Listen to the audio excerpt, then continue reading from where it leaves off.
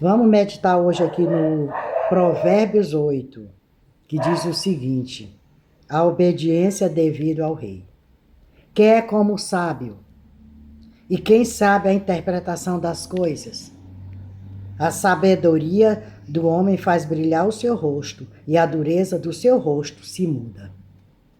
Eu digo, observa o mandamento do rei, e isto em consideração para com o juramento de Deus. Não te apresses a sair da presença dele, nem persista em alguma coisa má, porque ele faz tudo o que quer. Porque a palavra do rei tem poder. E quem lhe dirá, que fazes?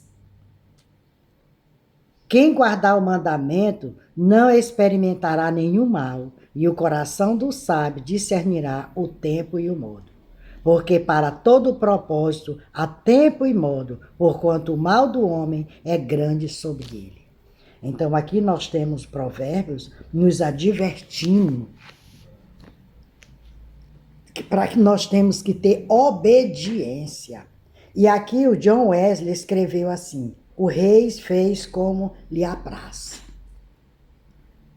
Sobre certa vez em que me conversou a respeito de sinais exteriores com um pregador que muitas vezes acompanhara a obra interior que Deus é capaz de fazer. Wesley acreditava que as objeções daquele homem estavam essencialmente fundamentadas em erros grosseiros de interpretação sobre a questão que discutia. Mas no dia seguinte, o pregador teve a oportunidade de se informar melhor, pois ele já começou, ao dar do seu sermão, a convidar os pecadores a crer em Cristo, quando pessoas mergulharam próximo a ele, quase no mesmo momento. A primeira pessoa ficou sem qualquer movimento ou sensação. A segunda tremia excessivamente. A terceira tinha fortes convulsões, mas não fazia barulho, exceto gemido. A quarta, igualmente convulsa, clamava a Deus com lágrimas e choros intensos. A partir daquele dia, Wesley acreditou que todos devem conhecer o Senhor para levar adiante a obra dele de um modo que lhe agrade. Olha só a experiência que John Wesley teve. E ele refere-se aqui ao capítulo 2 e ao 4, que diz assim: eu digo, observe os mandamentos do rei, e isto em consideração para com o juramento de Deus. Não te apresses a sair da presença dele, nem persista em alguma coisa má, porque ele faz tudo o que quer. Porque a palavra do rei tem poder, e quem lhe dirá, que fazes? Então, essa experiência que ele teve aqui, ela está dentro do capítulo 2 ao 4. E o que ele diz no primeiro, no 2? Que é para observarmos os mandamentos. E não nos apressar em sair da presença do Senhor. Que nós venhamos vigiar. E ele diz mais: para todo propósito há tempo e modo, porquanto o mal do homem é grande sobre ele. O mal é grande sobre nós. Então há o tempo para tudo na nossa vida. Há tempo para tudo, nós temos que estar observando, como ele diz assim: observa o mandamento. Vamos observar os mandamentos. Porque nenhum homem a que tenha domínio sobre o espírito para reter o espírito, nem tem poder sobre o dia da morte, nem há armas nessa peleja, nem tampouco a impiedade livrará aos ímpios. Tudo isso vi quando apliquei o meu coração a toda obra que se faz debaixo do sol. Tempo há em que um homem tem domínio sobre outro homem para desgraça sua. Olha só. Assim também vi os ímpios sepultados e os que haviam quem fosse a sua sepultura. E os que fizeram bem e saíram do lugar santo foram esquecidos na cidade. Também isso é vaidade. Então nós temos que observar os mandamentos. Ficar atento, porque a palavra do rei tem poder. E esse rei Jesus de Nazaré. Ele tem poder. Mas olha só o que diz aqui, o Provérbio 9. As mesmas coisas procedem aos justos e injustos. Gozemos os bens que Deus nos dá. O que concede, o que acontece comigo ou com outro qualquer, com outras pessoas, tanto acontece com o ímpio como com o justo.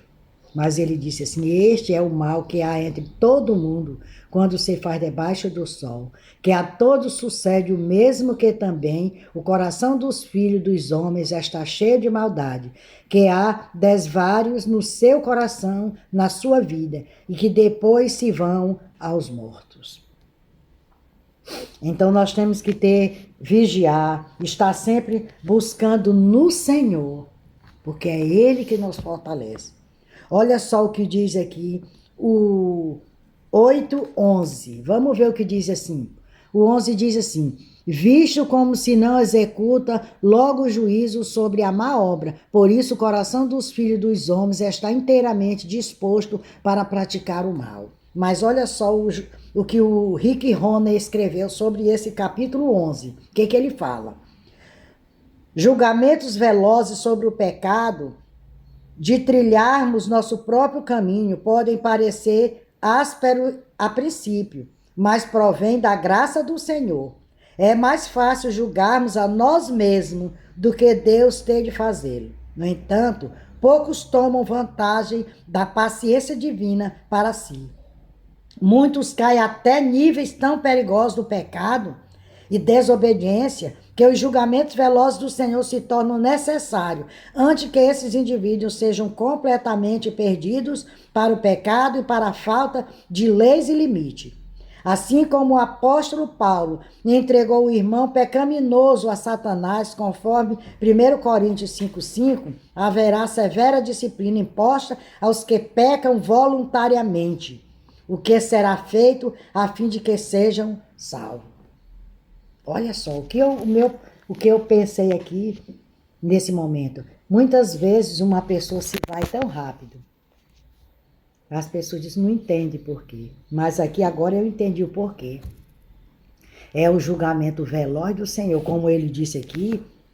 Assim que Deus faz o quê? O Senhor se torna necessário. O julgamento veloz do Senhor se torna necessário para que esses indivíduos sejam completamente perdidos para o pecado e para a falta de leis e limites, assim como o apóstolo Paulo entregou o irmão pecaminoso a Satanás.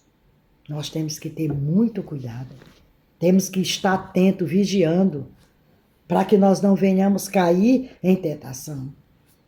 Porque o inimigo das nossas almas, ele está ao nosso derredor, querendo nos tragar. Mas nós temos ao nosso redor o leão da tribo de Judá, que cuida de nós. Para isso temos que andar em obediência, em perseverança, para que ele não venha nos tragar, para que nós não venhamos perder a nossa coroa.